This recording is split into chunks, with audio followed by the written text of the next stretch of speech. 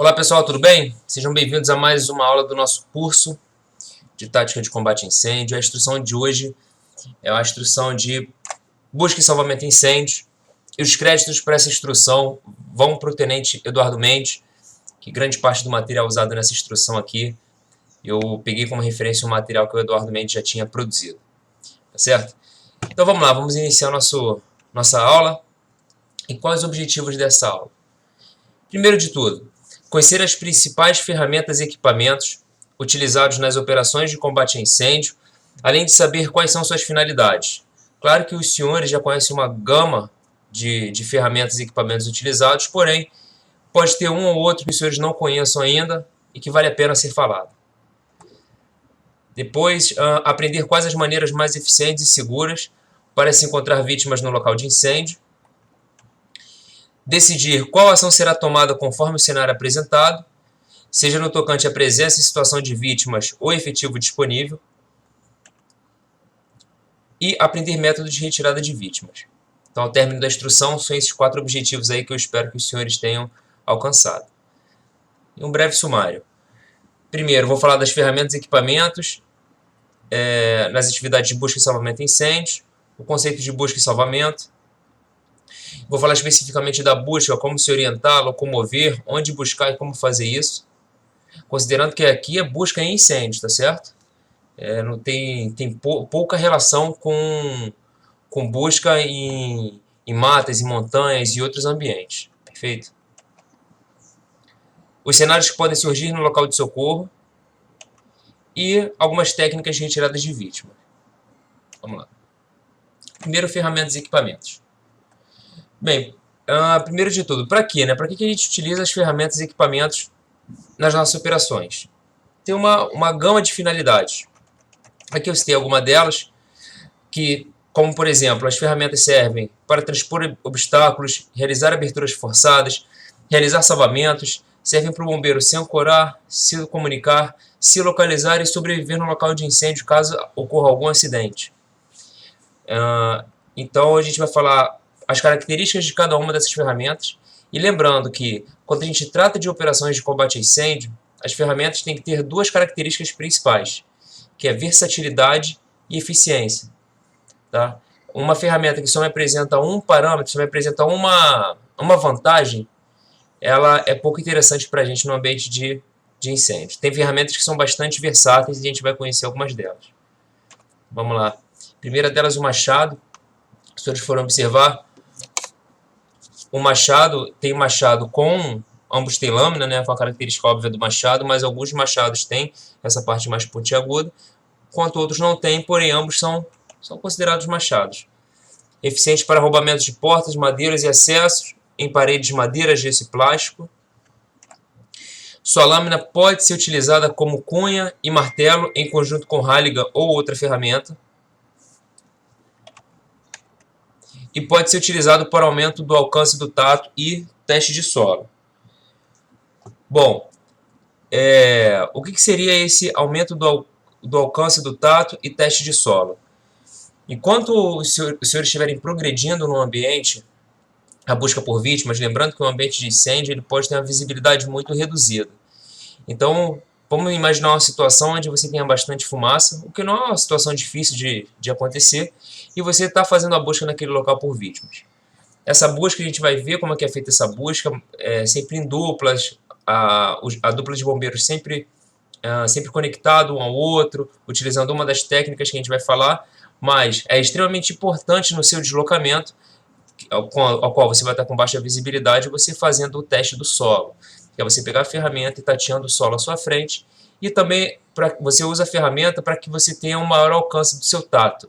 Então você vai segurar, no caso, utilizando o machado, você segura na parte de metal do machado e vai fazendo uma espécie de leque por baixo de camas, por locais de maior dificuldade de acesso, a fim de encontrar alguma vítima. Tá? Com cabo de madeira, você segura na parte de metal e com cabo de madeira você busca encontrar alguma vítima. Tá certo?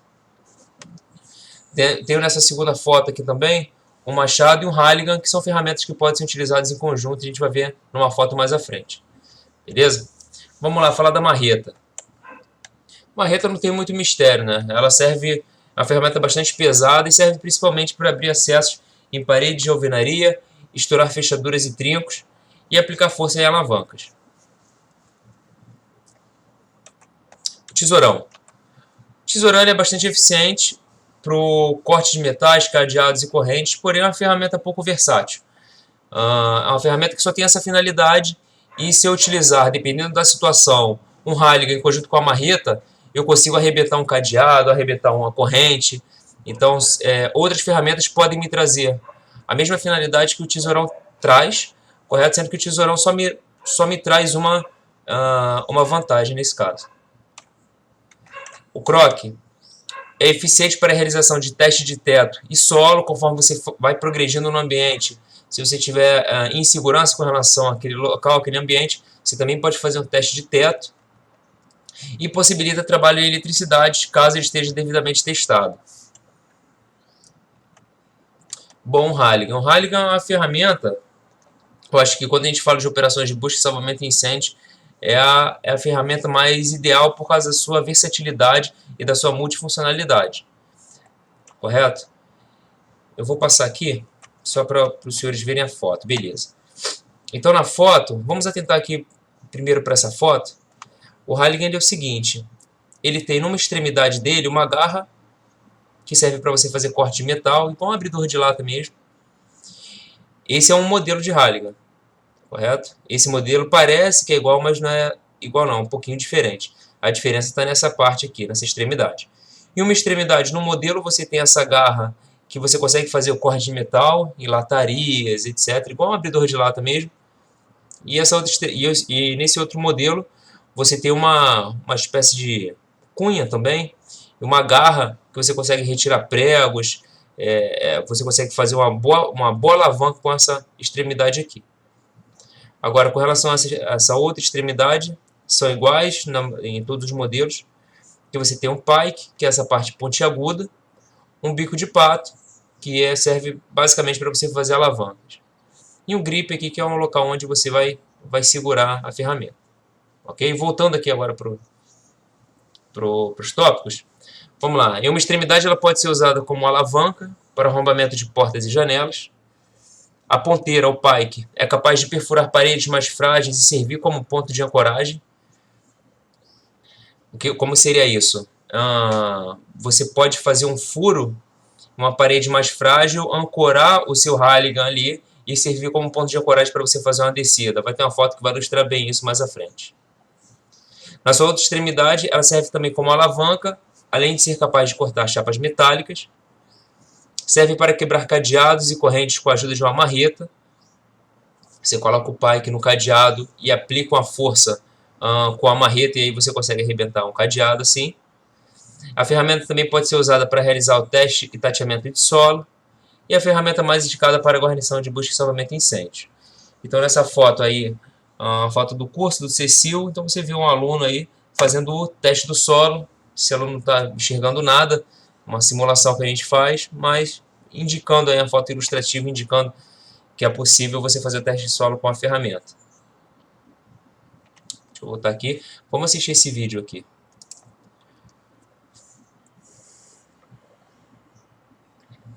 Vamos lá.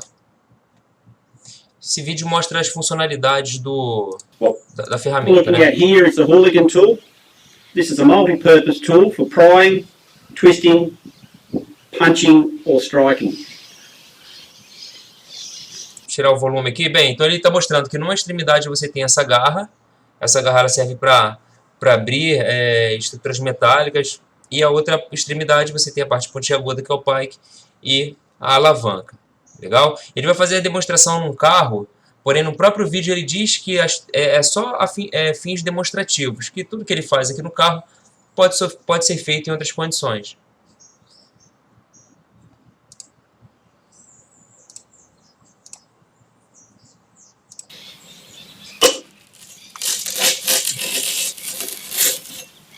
We can now insert a Recipro saw and cut through the windscreen.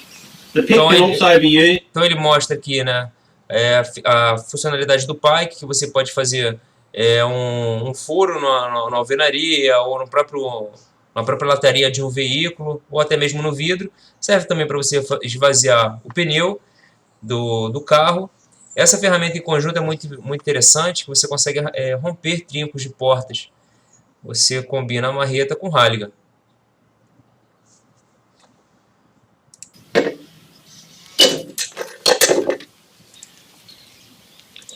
The claw can be used as a can opener. Ele mostra agora a abertura da lataria com a espécie de um abridor de latas, né, que tem no Halligan. Você faz um furo, só explicar para os senhores aqui. A legenda ficou em cima aqui. Você faz um furo na lataria, dá para ver aqui, né? Você faz um furo na lataria com o próprio pike e aí é o espaço suficiente para você encaixar esse abridor de latas para você começar a fazer o corte. We can use the wedge end of the tool to create space. Então, novamente, aí usa a alavanca, né? Faz esse movimento de alavanca para criar um espaço. Também serve para você arrombar portas.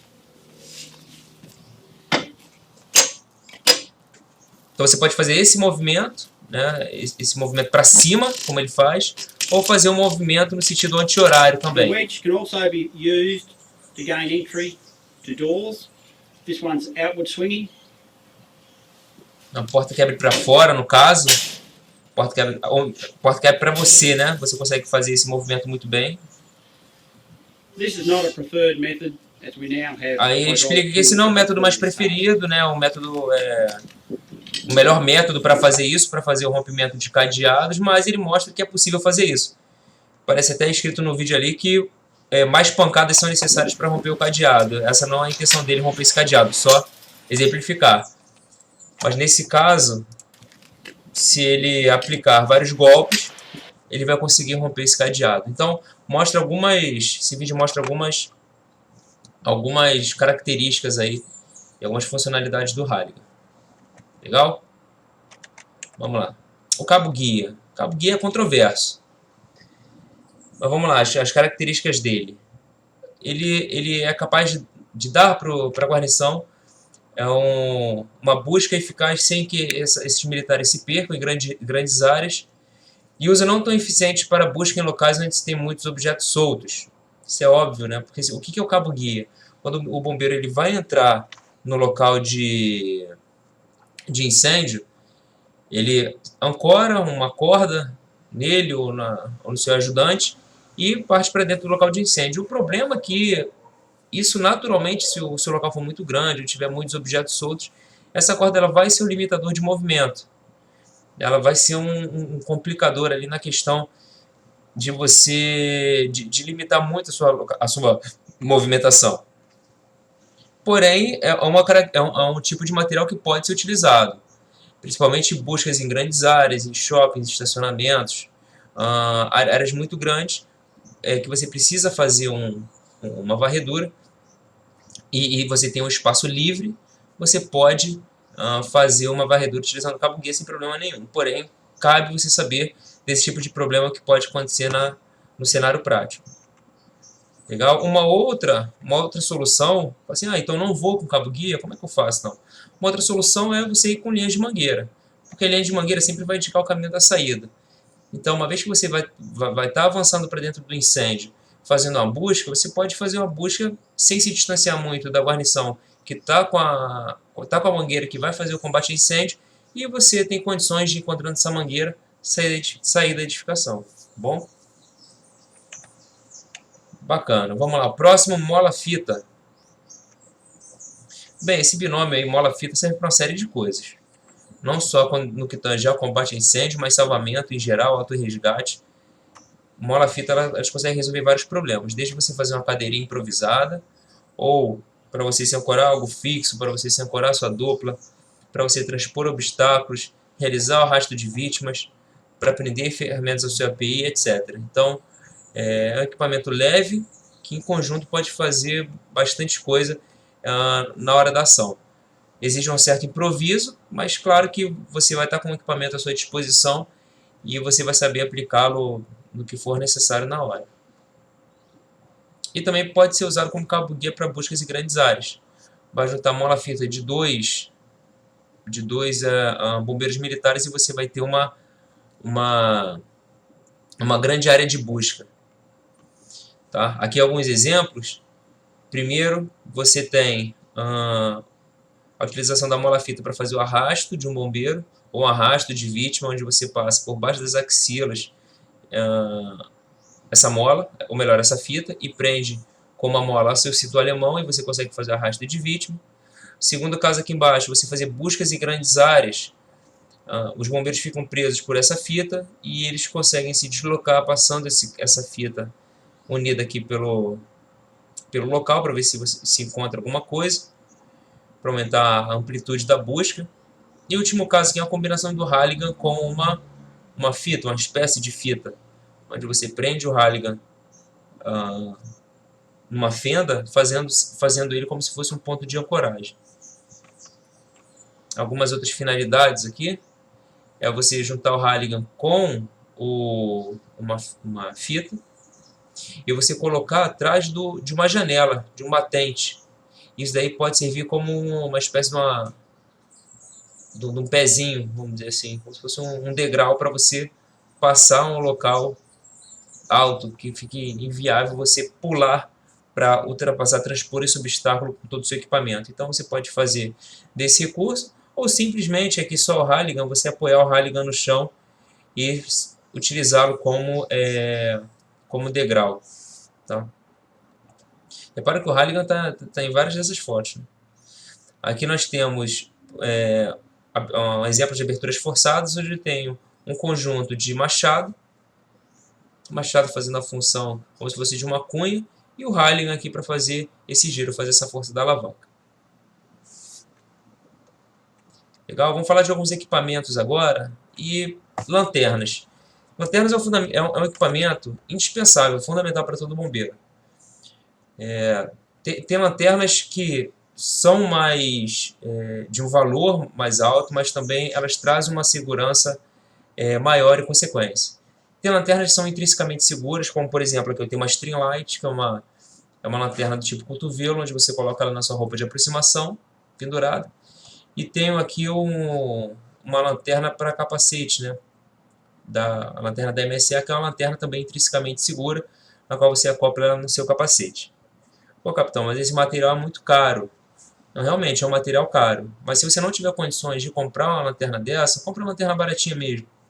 A gente sabe que não é a opção mais segura, mas é melhor, vamos colocar assim, 95%, 98% dos eventos que você corre à noite, você vai precisar inevitavelmente de uma lanterna, e esse evento, na grande parte das vezes, não é um evento que tem uma atmosfera perigosa, uma atmosfera explosiva.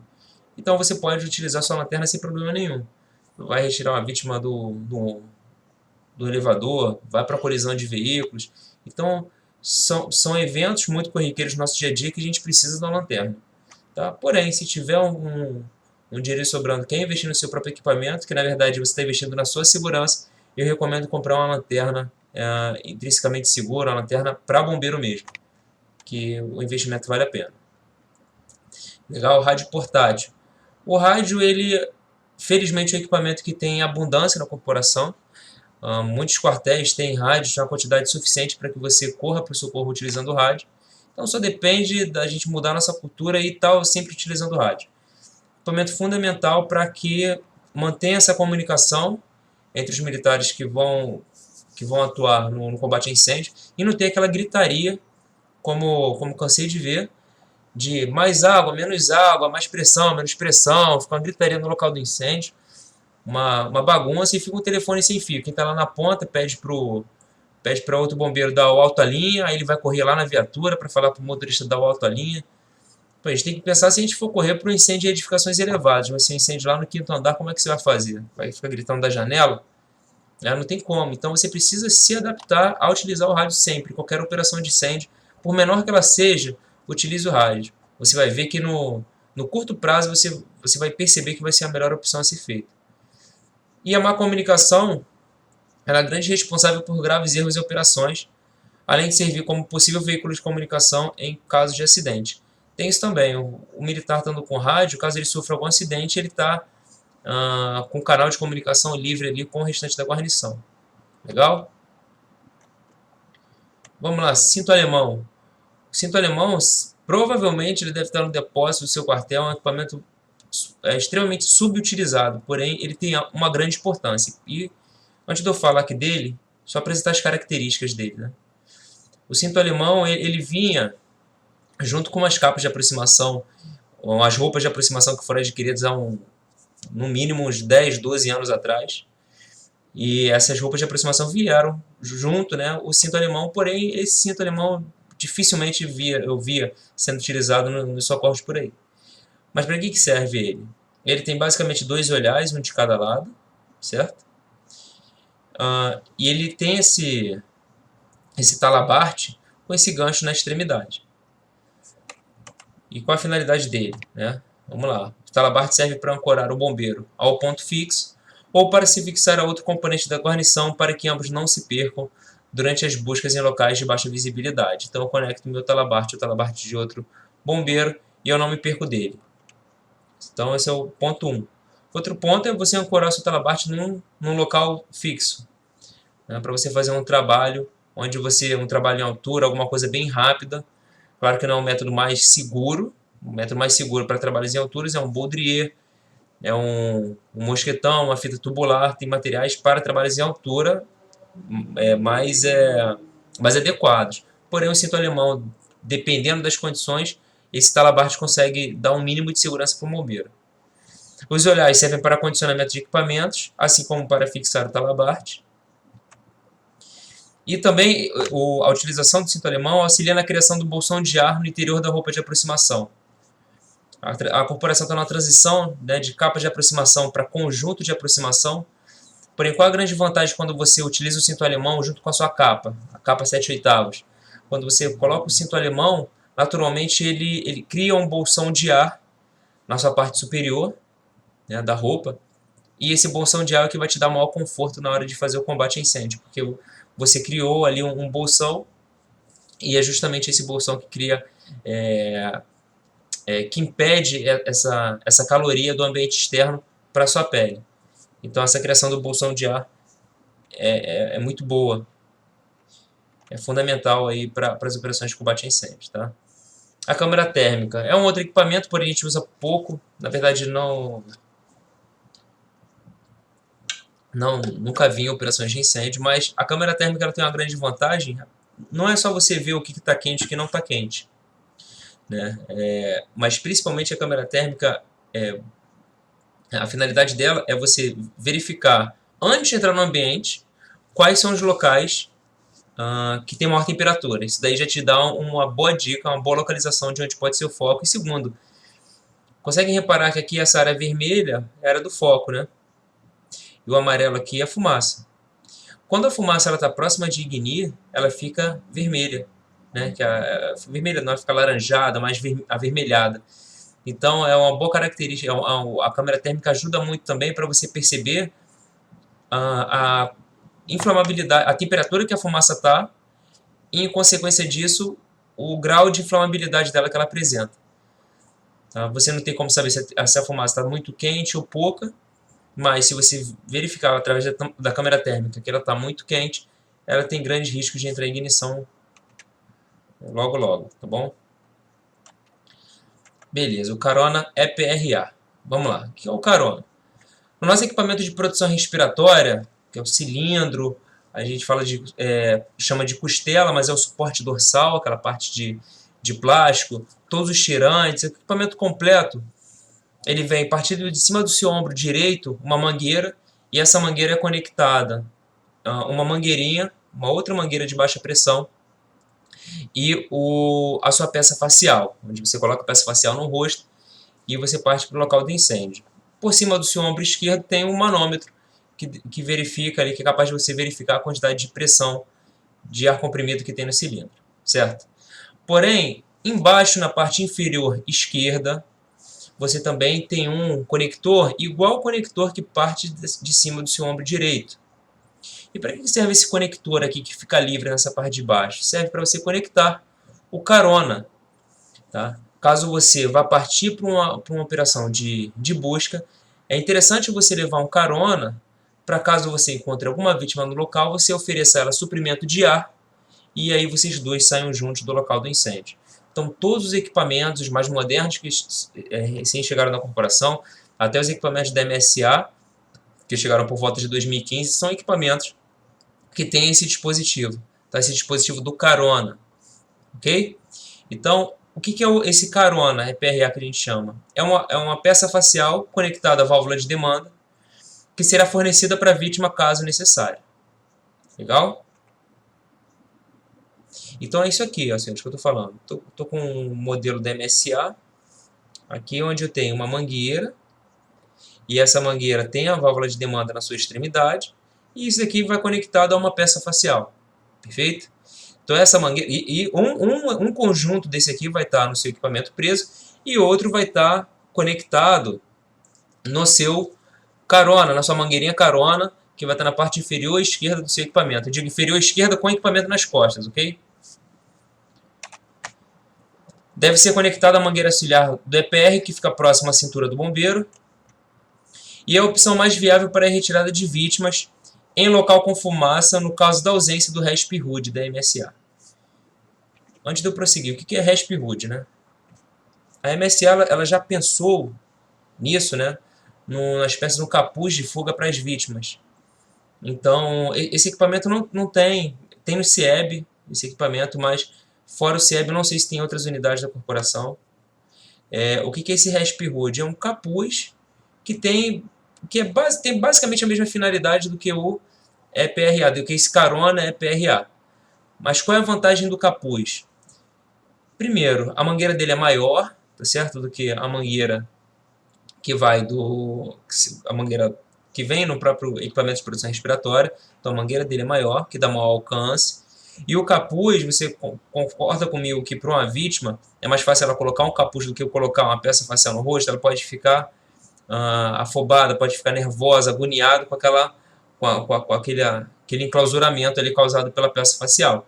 Então o capuz ele deixa a vítima um pouco mais confortável, e esse capuz ele tem aqui na parte de baixo, ó, uma espécie de um elástico, onde você aperta esse elástico e você fecha no pescoço da vítima. Não tem válvula de demanda, ou seja, fluxo contínuo, tá? O RESP HUD conectou na sua mangueira auxiliar do seu equipamento, o ar vai ficar sendo demandado direto para a vítima. E aí você pega a vítima e sai do local de incêndio, tá? Porém, não tem o RESP HUD, o que eu faço? Improviso o carona EPRA com uma mangueira, uma peça facial, uma válvula de demanda de um outro equipamento que não está sendo utilizado. Legal? Então vamos lá. Voltando aqui para o terceiro item. É a opção mais viável para a retirada de vítimas em local com fumaça, no caso da ausência do RESP HUD, que é um capuz que vai conectado à mangueira auxiliar do bombeiro e que garante demanda contínua de ar respirável para a vítima. Legal? Então vamos lá. Então, o que a gente espera do bombeiro é que ele esteja trazendo um EPI completo.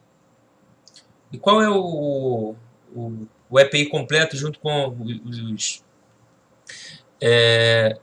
os equipamentos mínimos necessários?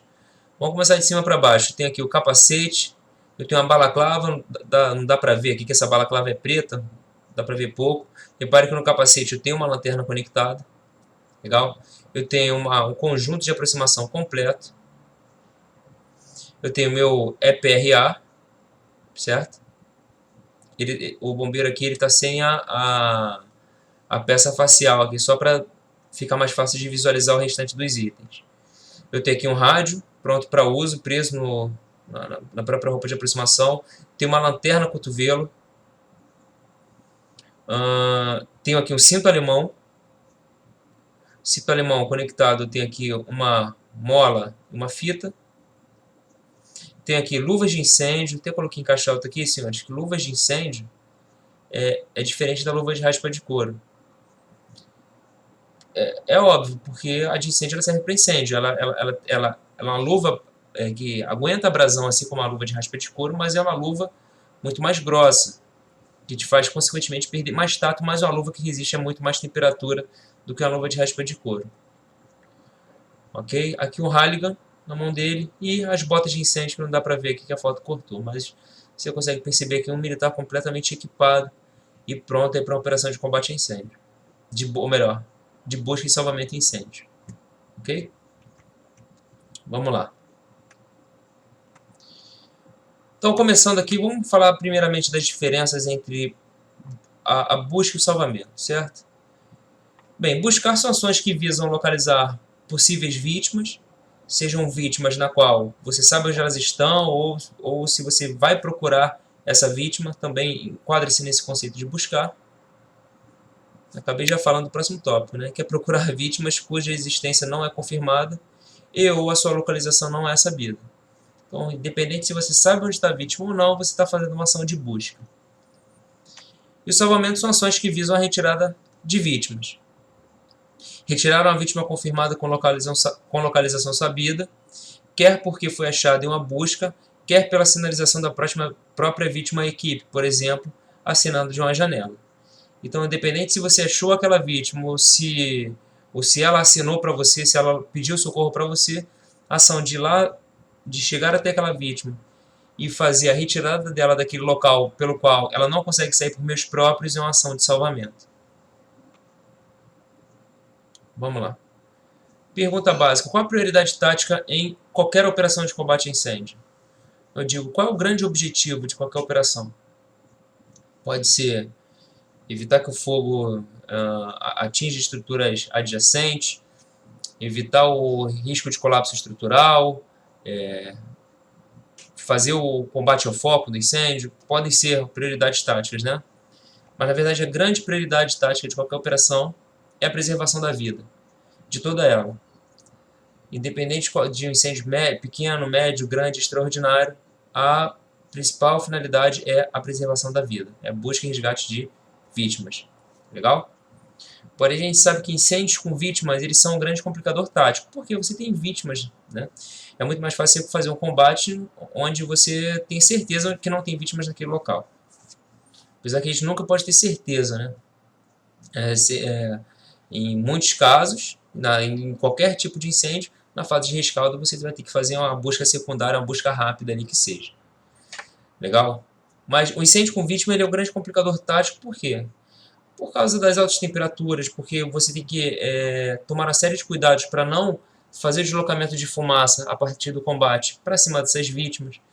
Então você tem que priorizar o salvamento dessas vítimas ao combate. Caso você tenha uma guarnição muito pequena, isso é muito complicado, porque o fogo ele pode acabar se generalizando mais ainda. Tá? Então, incêndios com vítimas acabam complicando um pouco a operação. Além disso, a gente está num ambiente com fumaça, feedback radiativo e visibilidade prejudicada, dificultando a orientação no local do incêndio. Beleza? Vamos falar de busca. Então, como se orientar? O local de incêndio, muitas das vezes, possui baixa visibilidade, você não conhece a planta daquele local, você não conhece a metragem quadrada, você não está adaptado àquele local. Então, aquilo pode servir como um labirinto para você, ainda mais com baixa visibilidade. Então, se faz necessário você conhecer algumas técnicas de orientação que vão te ajudar a não se perder no local de incêndio. Tá? Basicamente, são 3 técnicas que a gente vai abordar. A primeira delas é a regra da mão. A regra da mão é o seguinte, vamos para essa foto aqui em cima. Você vai entrar num determinado local, se você começa do lado esquerdo, você vai percorrendo sempre o lado esquerdo, perfeito? Que uma hora você vai sair na porta. Então, a gente fala a regra da mão porque a sua mão esquerda ela vai sempre encostada à parede. E pode parecer uma regra muito simples, mas ela, intuitivamente, na prática, você tem a vontade de se soltar um pouquinho dessa parede da esquerda, porque você vê que tem um espaço disponível na sua direita e você tende a ir para esse espaço para fazer uma busca. Por exemplo, você está nessa área aqui, você sabe que tem um espaço para cá, mas você tem que continuar aqui na esquerda. Tá? Aí você fala, pô, capitão, mas se eu tiver uma vítima aqui no meio? Calma, a gente vai chegar lá. A gente vai chegar lá, tá? Mas por enquanto, orientação. Eu não estou falando de técnicas de busca, só como você não se perder. Uma das técnicas é mão esquerda na parede ou mão direita que seja, mas permanece sempre nesse sentido até a saída. Legal? Essa é uma maneira de você se orientar. Segundo, utilização de cabo guia, a gente já falou. Mas você concorda comigo que nesse caso o cabo guia ele podia se enrolar um pouquinho? Ele pode, né? Tem muitas esquinas aqui, você pode acabar se enrolando um pouco nesse cabo guia. Ou a utilização da linha de mangueira. É uma outra opção também da equipe de busca. Ir junto com a equipe de combate a incêndio. Ou levar uma mangueira consigo também é uma outra opção. Fazendo, de certa forma, a mesma finalidade do cabo guia. Mas também é um material que, dependendo das características do local, pode te prejudicar. Porém, chegou num determinado local, você não sentiu segurança, a planta é muito grande, está muito escuro, você não tem a mínima noção de como se orientar ali, é fundamental que você tenha um cabo guia ou uma mangueira para que você não se perca. Tudo bem? Vamos lá, como se locomover? Com relação à segurança no local de incêndio, é responsabilidade de todo mundo, não é só do comandante de operações. É do comandante de operações, chefe de guarnição, chefe, auxiliar de linha, de todo mundo. Então, a maneira como você se locomove, como você orienta os seus pares, subordinados, é fundamental para que todo mundo tenha sucesso na operação e ninguém se machuque. Legal? Então, o primeiro ponto é progressão em quatro pontos, lembrando que a gente está tratando aqui de um ambiente com fumaça. Então, a gente já sabe que não dá para caminhar num ambiente com fumaça de pé. Então, naturalmente, você vai progredindo em 4 pontos. Beleza? Sempre em dupla, unidos pelo cinto alemão ou mola-fita. Então, você nunca parte para uma operação de busca sozinho, é sempre dupla e sempre presos um ao outro. Que acreditem, é muito fácil você se perder no ambiente de incêndio. Eu vejo isso muito em treinamento. Tá? Um do lado do outro, mas com ruído, com barulho, eles se perdem se não estiverem conectados. Manter compartimentação por onde passar, isso é o seguinte, vamos supor que você está progredindo e você viu portas abertas nesse caminho. Então, vai fechando as portas, vai compartimentando o máximo que puder, porque a gente sabe que essa fumaça quente, ela pode acabar ampliando aí o incêndio para outros cômodos do ambiente. Tá? No mínimo, estar com EPI completo, cinto alemão, mola-fita, ferramenta de teste de solo tato, lanterna e rádio. É o mínimo. Dá para ter como parâmetro aqui essa dupla de bombeiros. Então tá um aqui. Ambos estão conectados. Um está até com carona aqui. Com carona. Então tem ferramenta de teste de solo, tem cinto alemão, tem mola, fita aqui, tem talabarte, esse amarelinho, rádio, beleza? Então é o equipamento mínimo para sua operação. Beleza? Utilização de ferramentas para teste de solo. Isso é importante. Você fala assim, pô, besteira, né? Ficar tateando o solo. Cara, não é besteira, não. Novamente também, em treinamentos, a gente faz um treinamento que é muito simples, onde você está progredindo num quarto e você tem uma escadinha. Se o bombeiro ele não tatear e verificar que ele é à frente da escada, ele vai embora, ele vai com tudo, ele vai escada abaixo. Agora imagina um buraco, um local onde você não conhece. Então fazer esse teste de tato é fundamental, porque não adianta também você ir para a busca da vítima e acabar sendo mais uma. Né? E manter a comunicação verbal sempre, caixa alta e negrito para vocês não esquecerem. Parece que quando o bombeiro entra para fazer uma operação de busca, ele fica mudo. Ele não fala com a sua dupla. Eu não sei se é o nervoso, eu não sei se é a baixa visibilidade, mas tá ele preso a um outro companheiro dele. Mas eles não se falam, não se falam. Vai mais para lá, vai mais para cá, não achei nada aqui. Então, a busca, não sei porquê, mas muitas vezes é uma busca muda. Então, sempre mantenha comunicação. Pergunte se está bem, se encontrou alguma coisa, mantenha sempre essa comunicação. Perfeito? Comunicação verbal mesmo, porque pela peça facial dá para você falar de forma que outra pessoa consiga ouvir. Então, voltando aqui, já falei primeiro como se orientar, regra da mão, cabo guia ou linha de mangueira, como se locomover, 4 apoios, utilizando ferramentas, se comunicando sempre, e onde buscar. Né? Então, saber qual tipo de busca será realizada e os locais prioritários de busca é fundamental. Então, os prováveis locais onde as vítimas podem estar: debaixo de camas, atrás de portas, em banheiro, dentro de banheiras, e no caso de crianças, em caixas de brinquedo, armários, freezers e geladeiras. São locais gelados, né? Vai estar naturalmente quente o ambiente, ela vai para um local gelado onde ela tem um pouco mais de conforto. Acho que eu não incluí aqui, deixa eu ver se eu incluí. Não incluí, mas também é dentro de armários, tá? Ah, tá aqui, desculpa. Armários, isso. Crianças também tendem a se esconder dentro de armários. Tá? Então, esses são os locais onde tem uma maior chance de achar vítimas. E onde buscar? Né? Continuando, deve-se iniciar o mais próximo possível do foco de incêndio, retrocedendo a equipe em direção à entrada. Então, vamos tomar como exemplo aqui essa ilustração. Se o foco do incêndio aqui, tem maior chance de encontrar vítimas nesse raio aqui. Então, primeiro você entra nesse cômodo, vamos utilizar a regra da mão, né? Faz esse movimento aqui, saiu, vai para o próximo, beleza, vai para o outro e vai voltando em direção à saída, certo? Mas sempre começar do local mais próximo ao foco do incêndio. E a gente tem alguns tipos de buscas, na verdade temos 3 tipos de busca, que é a busca rápida, busca primária e busca secundária. A gente vai falar das características delas daqui a pouco. Além disso, alguns tipos de busca exigem uma atenção especial, que é busca em edificações elevadas e buscas em grandes áreas. Okay? Vamos falar de cada uma delas. Então, a primeira delas é a busca rápida.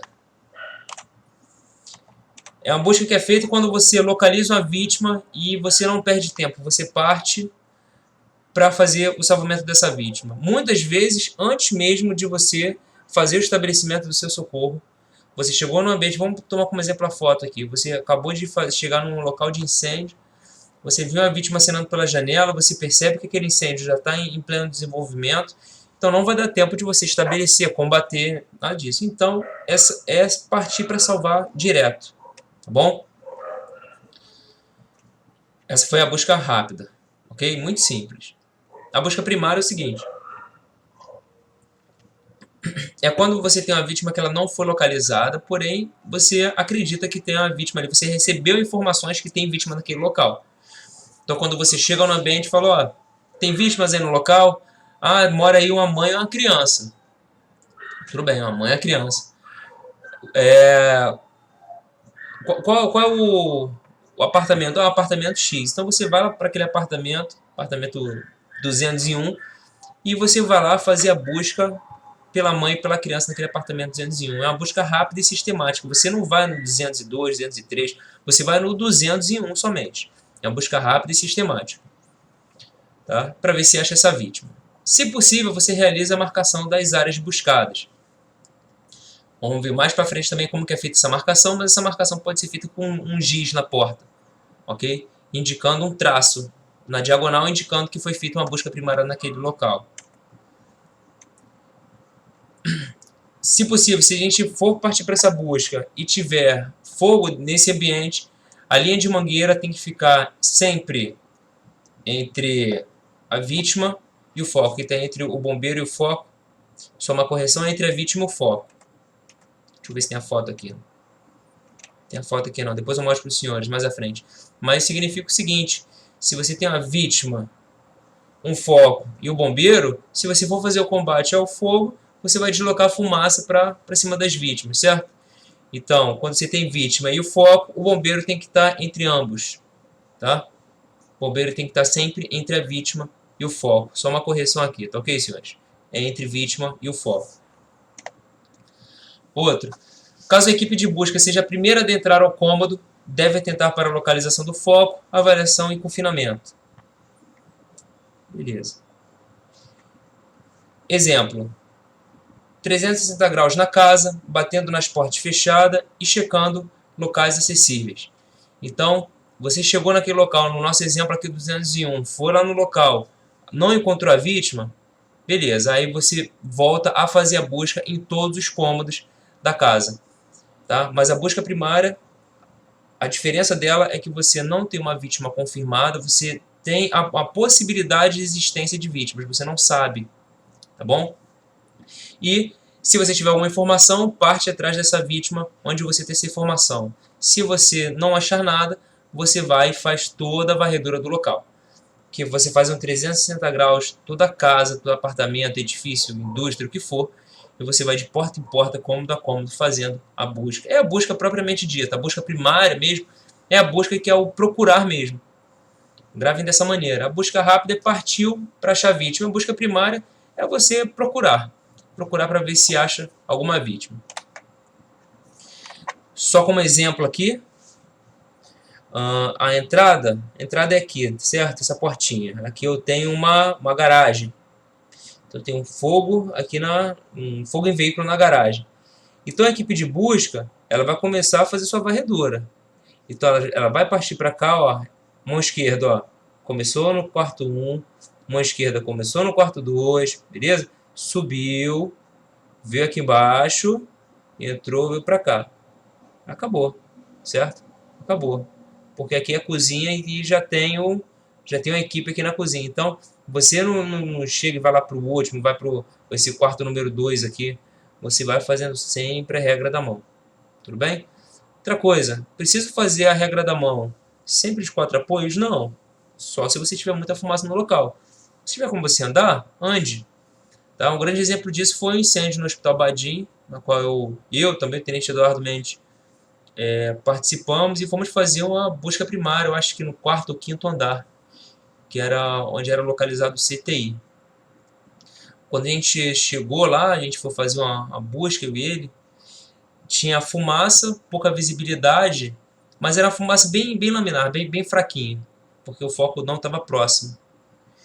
E eu tinha uma comunicação com ele, dava pra gente, a gente estava sem EPR, sem a peça facial, porque tinha pouquíssima fumaça, então eu consegui me comunicar com ele.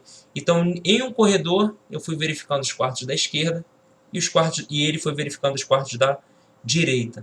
Tá certo? Seria interessante a gente estar juntos? Sim, se a situação fosse muito precária, de visibilidade, etc. Porém, como era pouquíssima fumaça, a gente estava com lanterna, estava com equipamento, eu conseguia falar com ele bem, cada um partiu para o lado para a gente ganhar tempo. E aí fomos batendo, quarto por quarto, até que no último quarto, o último penúltimo do lado esquerdo, eu encontrei uma senhora que estava numa cama, e eu, juntamente com ele, Tenente João Bussá também, e tinha mais um guerreiro lá, ele era cabo da área da saúde, que é BMP6.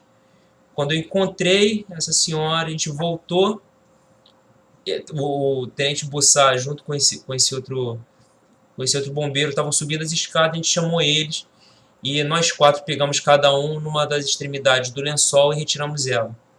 Então, a busca primária, ela, por mais que você esteja no local, o que aquele cenário me mostrou é o seguinte, que por mais que você esteja no local onde você acha que não tem ninguém, pode acreditar que pode ter alguém.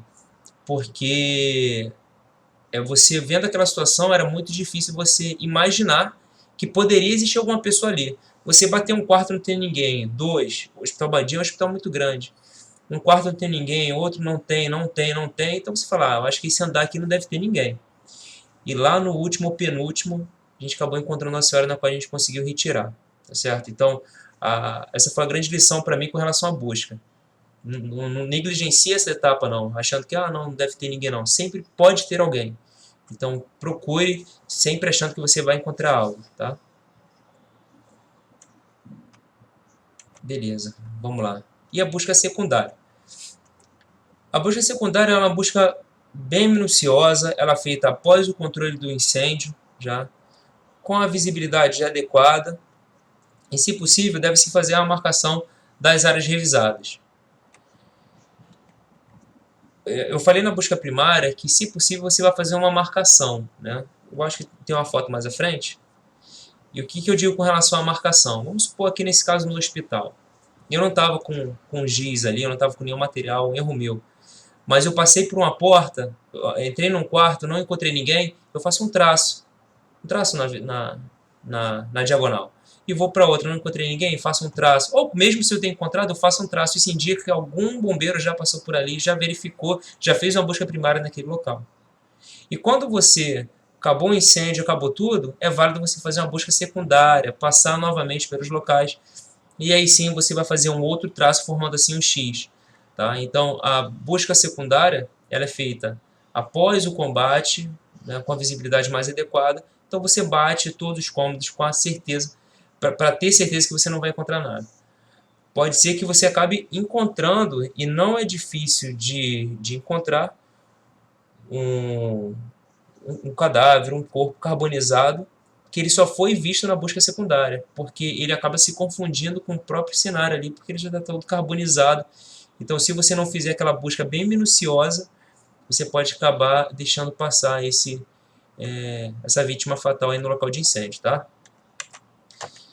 Se possível, a busca secundária deve ser feita por bombeiros diferentes da busca primária, porque o que fez a busca primária, ele já conhece aquele local, ele já viu aquele local, então ele não vai ter a cautela que outra pessoa que não viu vai ter.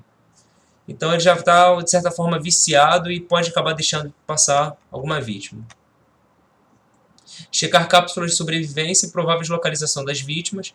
Cápsulas de sobrevivência é isso que a gente viu anteriormente, que são armários, geladeiras, locais onde as vítimas podem ter se abrigado para sobreviver.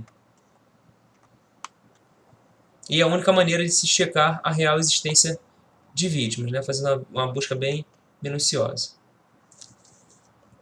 Beleza, então aqui eu tenho uma foto de um corpo carbonizado no local de incêndio, que não sei se foi visto numa busca primária ou secundária, mas se percebe como ele se confunde ali com o cenário, e se você não der a devida atenção, você pode acabar perdendo aí uma vítima fatal, deixar ela para trás aí no local de incêndio, tá bom?